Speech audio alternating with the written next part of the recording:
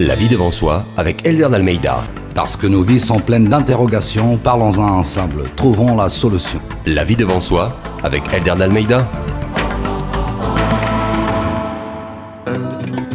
O que faz falta é avisar a malta o que faz falta. O que faz falta é dar poder à malta o que faz falta. Et bonjour chères auditrices, chers auditeurs, c'est un plaisir renouvelé d'être ici avec vous en antenne sur Radio Doc. Et bienvenue à tout le monde qui nous écoute sur l'antenne de Moissac 88.5 et sur Montauban 94.5 et dans le monde entier point 2. Poupa me dit 94.2. Donc c'est vrai que cette question de synchronisation, si vous êtes à côté, vous n'allez pas vraiment avoir la radio doc. Donc c'est Montauban 94.2 et dans le monde entier, il suffit d'avoir une connexion internet y aller sur www.radiodoc.org et vous êtes en direct avec nous. C'est un plaisir renouvelé d'être ici ce jour-là. En plus, dehors, on a une fenêtre qui nous permet d'avoir une vue sur l'extérieur. Il y a quelques petits nuages, mais il y a un très beau soleil. Je vais dire bonjour à Poupa. Bonjour Elder. Et je suis vraiment très très honoré aujourd'hui avec la présence de notre invité spécial et l'émission La vie devant soi. Elle a aussi comme but de rendre hommage à des gens qui ont contribué positivement pour la construction d'une société et d'une humanité. Et c'est le cas de notre invité aujourd'hui. C'est un médecin généraliste qui a exercé en tant que médecin généraliste en cabinet pendant 22 ans. Et là, ça fait 12 ans qu'il a pris, on va dire, sa retraite en tant que médecin généraliste. Et aujourd'hui, il est spécialisé dans la nutrition diététique et dans l'addiction. Donc, c'est quelqu'un qui, je peux vous rassurer, on prend beaucoup de plaisir à discuter avec, à voir sa compagnie, son énergie, son regard, son sens d'humour et plus que tout, sa sagesse qui sort par ses mots. Je le dis bonjour, Dr Dany, bienvenue. Bonjour à vous, vous êtes bien aimable de me qualifier de bienfaiteur de l'humanité et de bonne compagnie en plus. C'est agréable. C'est ce que je ressens. Je viens à Radio Doc pour entendre tel louange. Je reviendrai. Merci, c'est vraiment, je vous remercie vraiment une fois de plus d'accepter notre invitation, d'être avec nous et vous allez voir, chers auditeurs et chères auditrices, vous pouvez poser des questions en direct à Dr Dany, vous savez de quoi il va le sujet, donc un médecin généraliste qui a exercé pendant 22 ans en cabinet, spécialiste en nutrition, aujourd'hui diététique, et en plus sur tout ce que c'est addiction. Donc si vous avez des questions particulières dans ce domaine, n'hésitez pas à nous appeler sur le 05 63 04 40 15. Ou alors vous pouvez tweeter avec nous pour La vie devant soi 1, c'est notre Twitter. Donc j'aimerais commencer.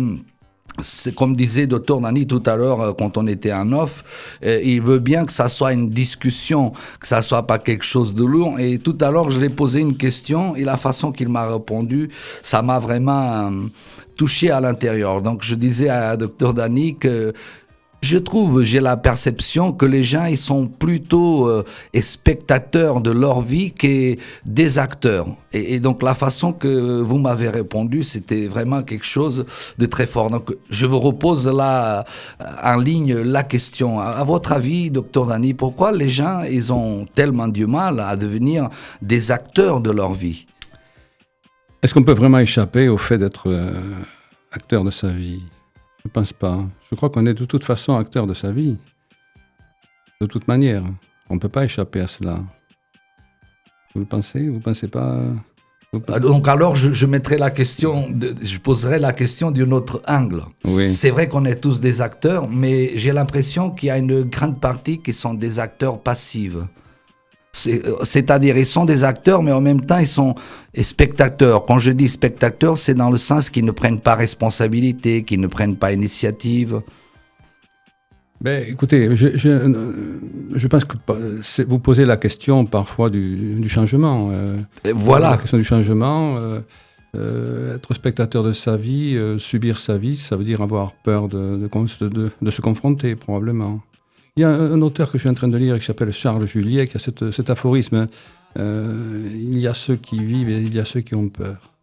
Il oppose ceux qui ont peur à ceux qui vivent. Si les gens étaient consommateurs simplement ou passifs, comme vous dites, est-ce que c'est parce qu'ils ont peur d'affronter ce que la vie nous offre inévitablement de difficile?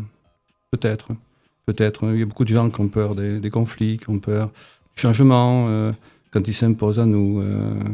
Et je crois qu'avoir peur, c'est être spectateur. En fait, c'est comme si on avait peur d'avoir peur. On a peur de la peur, en quelque sorte. La peur de la peur, c'est la phobie, effectivement. C'est la phobie. C'est la phobie, oui. Je pense que... Non, je pense que les gens sont... On est inévitablement confrontés dans notre vie à des changements nécessaires. Puisque être acteur de sa vie, c'est aller vers le soi. C'est se découvrir, c'est se connaître, en fait. Pour être en phase avec les autres, avec les événements de la vie. Or, cette connaissance de soi prend du temps, ça demande de faire des expériences de vie qui sont parfois difficiles, ça demande à se mettre en péril parfois, du moins en difficulté. En péril, c'est beaucoup dire, mais au moins prendre le risque de se tromper, prendre le risque de faire des erreurs, prendre le risque de déplaire, prendre le risque des conflits. Et beaucoup de gens évitent à avoir cette démarche. On peut faire le lien avec l'addiction. On peut faire le lien avec l'addiction. Bien sûr, puisque l'addiction, c'est quoi l'addiction en fait? C'est l'impossibilité de changer de comportement, alors que j'ai la connaissance que ce comportement me nuit, me pose un problème. C'est ça, l'addiction, en fait. L'impossibilité de contrôler un comportement, quand je sais que ce comportement est problématique. Mm-hmm. Donc, il y a un paradoxe là-dedans. Pourquoi avoir une addiction quand cette addiction pose un problème? Eh bien, parce que l'addiction est une tentative de solution, en fait. Mm-hmm. C'est une tentative pour se rassurer devant certains événements de la vie, pour essayer de passer outre, de ne pas se confronter, de se sentir peut-être plus compétent, parfois. Donc, on a recours à des produits qui ont tous une dimension psychotrope, en fait. On ne se shoote pas avec des brocolis, hein. Il y a des clairs. C'est vrai, c'est vrai. Tous les produits qu'on utilise, y compris les addictions sans produits, comme le jeu, sont tous pourvoyeurs d'émotions, de ressentis, donc ont tous un impact sur notre système nerveux central. D'accord. Donc voilà. Vous voyez dans les jeux aussi une espèce d'addiction, parce que là, les nouvelles générations, ils sont... moi, je fais des ateliers dans une école et les enfants, ils me disent, je suis accro au jeu de l'ordinateur. Oui, je parle du jeu compulsif, bien sûr. Mm-hmm. Il y a toujours la notion dans l'addiction de ça pose un problème. On n'est pas dans l'addiction parce qu'on utilise un produit, parce qu'on boit du vin à table ou parce qu'on joue sur son ordinateur. Mm-hmm. L'addiction ne se définit que lorsqu'il y a un problème dans le comportement. Le comportement peut être parfaitement adapté et ne pas créer de problème, donc il n'y a pas d'addiction. Il faut les deux séquences, en fait. Ça me pose un problème et je peux pas changer. Mm-hmm. On est addiction, ça veut dire contrainte par corps, ça veut dire je suis captif, prisonnier. Voilà, donc l'addiction... J'ai pour hypothèse l'idée que l'addiction, c'est un moyen c'est une tentative pour trouver des solutions à un problème. Alors, je fais juste un petit parenthèse. Est-ce que le sexe, on peut le voir aussi, il peut devenir une addiction? Oui, il l'est, oui. Il a été défini comme tel. Moi, je n'en ai pas l'expérience thérapeutique, mais ça a été décrit, effectivement, l'addiction au sexe, oui. Bien sûr. Mais j'en reviens à cette notion que l'addiction est une tentative de solution pour régler des problèmes. Donc, les personnes addictives doivent se regarder de prime abord comme des gens qui tentent de faire quelque chose de bien pour eux. Donc d'abord, si je comprends bien et si je peux reformuler, c'est cette sensation qu'on a assez souvent quand on est addict, ce côté de se culpabiliser. Donc, voilà, alors, ça c'est l'entourage ou le sujet addictif qui va se culpabiliser, qui dit je fais ça, ça me pose un problème, je suis un couillon parce que j'arrive pas à me défaire de ce comportement-là, alors que je devrais changer, je peux pas. Oui, bien sûr. Cependant, c'est c'est pas très productif d'être coupable, de se sentir coupable. On n'a qu'en faire de cela. Je pense qu'il vaut mieux que les sujets soient bienveillants avec eux-mêmes et qu'ils se posent la question, mais à quoi ça me sert ce comportement? En quoi ça m'est utile en fait? En quoi ça m'apporte quelque chose d'intéressant pour moi? Je crois que c'est la première question qu'il faut poser et que c'est la première question que je pose quand j'ai quelqu'un en face de moi qui vient me voir pour une addiction. Et je crois que c'est la première question que les gens devraient se poser à eux-mêmes. En quoi ça me sert tout ça? Et se poser cette question avec bienveillance. Donc sans culpabilité. Ça me sert à quoi tout ça? Pourquoi je bois? Pourquoi je fume du tabac ou du cannabis? Pourquoi je joue? Pourquoi je... Enfin bref. Hein. Je comprends très bien. Je voudrais juste faire reposer une question.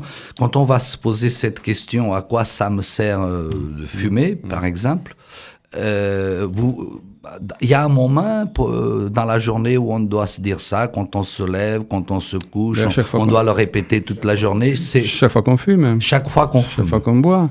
Se dire, tiens, aucun de nos comportements n'est anodin, surtout quand ce comportement, quand on est arrivé au stade où on n'est plus d'accord avec ce comportement. Parce qu'il y a toujours, dans toutes les addictions, il y a la lune de miel, c'est-à-dire il y a toujours le moment où on commence où c'est tout bénéfice. Il n'y a pas d'inconvénients, et puis au fil du temps, les inconvénients apparaissent. Et là, c'est important de se dire, quand le changement frappe à la porte, le besoin de changement frappe à la porte, d'où qu'il vienne en fait, mais en quoi ça m'est utile ça?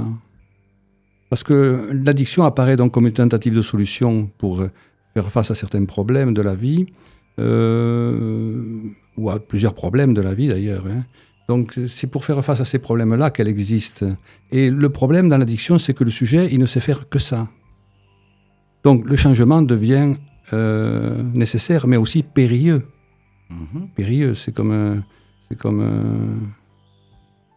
l'artiste doit faire de l'acrobatie sans filet, là. Il ne sait pas ce qui va advenir sans le produit ou sans le comportement en question. Il a le sentiment qu'il va s'effondrer, le sujet. Donc le changement devient difficile à envisager. Ça donne le vertige un petit peu aux gens. Ils hésitent devant le changement parce qu'ils pensent que le changement les met en péril, puisque leur addiction était une tentative de solution. Prenons un exemple. Prenons l'exemple de l'alcoolique qui boit parce que il a l'impression qu'il est plus sûr de lui, qu'il est plus affirmé. Oui, tout à fait. Vous dites à cette personne où elle se dit, à un moment donné, parce qu'elle a un problème avec le foie ou parce que sa femme veut le quitter, il faut arrêter de boire. Le sujet, il va paniquer, il va dire « Oui, mais moi, comment je vais apparaître demain matin devant mes collègues, devant mon public, devant autrui Oui. Qu'est-ce que je vais ressentir? Quelle image je vais... Vous comprenez ce que je veux dire? Je comprends très bien. Mais je prends un exemple, mais je peux... le fumeur qui ne peut pas concevoir de ne pas fumer en convivialité, il a le sentiment que fumer, c'est important pour lui en convivialité. La force du produit ou du non-produit, c'est sa valeur symbolique, en fait. C'est qu'il est toujours connoté comme quelque chose d'émotionnellement positif. Émotionnellement positif, toujours. Et c'est sa force. Et si je prends cette voie, Dr Dany, en parlant de cette émotion, c'est-à-dire qu'il y a une mémoire. Donc les addictions, ils ont une mémoire. Il y a eu un moment où il y a une mémoire qui a commencé à se former. Absolument. Il y a une mémoire qui résulte d'un vécu. Antonio Damasio parle de cartographie du cerveau. Et c'est vrai que à travers le corps, quand nous commençons une addiction, les premiers pas que nous faisons dans l'addiction, notre corps nous ressent des sensations que le cerveau reconnaît et mémorise en fait. Et donc dans un contexte donné, on va avoir tout naturellement tendance à reproduire le même geste pour retrouver la même émotion. Et l'histoire de l'addiction, c'est celle-là. C'est une histoire naturelle, toute simple, d'ailleurs les gens le disent, c'est une habitude. Mais une habitude, ça sert à quelque chose, une habitude. L'habitude de conduire sa voiture, ça sert à se déplacer. L'habitude de fumer une cigarette, ça sert à faire des pauses, ça sert à être convivial, ça sert à échanger, ça sert à gérer le stress, ça sert à prendre du plaisir en buvant le café, elle est toujours associée à quelque chose qu'on va attribuer plaisir, qu'on attribue une certaine valeur. À un contexte. Un contexte dans lequel le sujet veut ressentir quelque chose qui lui est propre, qu'il a mémorisé, et qui lui a apporté une satisfaction. Et alors, je vous pose une question très directe, docteur Dany. En tant que médecin généraliste, vous avez une super expérience en tant qu'addictologue. Est-ce que c'est facile ou difficile arrêter une addiction? Mais c'est plus facile que les gens ne le pensent. C'est plus facile que les gens Oui. ne le pensent. Ah oui, parce que les personnes abordent le problème du changement sous l'angle de « je devrais arrêter de boire, je devrais arrêter de fumer, je devrais arrêter de manger ». Oui, donc il y a une logique qui le parle, mais après, dans la pratique, même quand il se dit « je dois arrêter de fumer parce que ça me fait mal, je dois arrêter de boire », mais après, et c'est comme un mur, dans le jour au jour, quand il veut faire ce changement que vous parlez, il sent que ce n'est pas autant facile, mais vous venez de dire que c'est plus facile que ce qu'on en pense. Mais il crée un problème quand la personne dit, souvent sous la directive de la culpabilité, souvent sous l'influence de la culpabilité, quand la personne dit « je devrais arrêter de boire, arrêter de fumer », les gens créent une anxiété. Ils créent une anxiété qui empêche l'évolution du problème, qui souvent empêche le changement. Je crois qu'il vaut mieux raisonner différemment. Je crois qu'il faut se dire, voilà, j'ai envie de quoi? Si j'arrête de fumer, qu'est-ce que ça va m'apporter? Ou si j'arrête de boire ou de manger, pour prendre des exemples concrets, ça va m'apporter quoi en fait? Quel est mon objectif là? Si j'arrête de fumer, est-ce que mon objectif c'est de me sentir plus libre, de respirer mieux, d'être plus en forme? C'est ça le véritable objectif. L'objectif n'est pas d'arrêter de fumer. L'objectif n'est pas d'arrêter de boire. L'objectif n'est pas d'arrêter de manger. L'objectif est ce que j'atteindrai lorsque j'aurai changé. Je comprends très bien. Vous comprenez? Très bien, très bien. Donc c'est une façon d'aborder le problème du changement avec comme moteur, comme outil, le désir. Et le désir, c'est le véritable moteur de la vie. C'est l'essence même de l'homme. Oui. On doit raisonner avec son désir, on doit raisonner avec son désir. Voilà, oui, la formule est pas mal.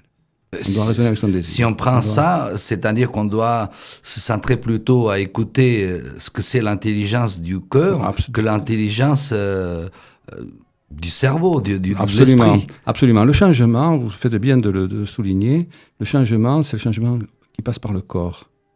Le cerveau, lui, il est imprégné de l'expérience qui s'est faite, qui a eu lieu il y a quelques années, et il a cartographié cela, il a mémorisé cela, et il nous invite à répéter toujours le même comportement. D'accord. Le corps, lui, il n'est pas d'accord souvent. Le corps n'est pas d'accord. Il proteste, mais on ne l'écoute pas. Et je crois que le changement, c'est une écoute du corps, effectivement. Parce qu'autant le corps a été complice dans l'installation de l'addiction, parce que notre être biologique a généré des réactions émotionnelles agréables, tout à fait, et que ça passe toujours par le corps, autant au bout d'un certain temps, il fatigue le corps, il a des inconvénients à ce que l'addiction se poursuive, et il serait bien aise que ça change. Et c'est donc lui qu'il faut écouter. Et c'est lui qu'il faut remettre en piste, en fait, parce qu'on l'a oublié, on l'a fait taire parfois. Je reviendrai sur ça, je pense que Poupa il a envie d'intervenir. Il y a eu un peu la réponse, mais quand même dans tous ces processus puisque moi-même j'ai expérimenté votre méthode pour arrêter de fumer, et je crois qu'il y a quand même un préalable, c'est d'être très honnête avec soi-même pour pouvoir réussir ce genre de démarche. Mais l'honnêteté telle que vous posez, c'est d'abord d'accepter l'idée qu'on est addictif, qu'on est dépendant, et que c'est bien pour nous.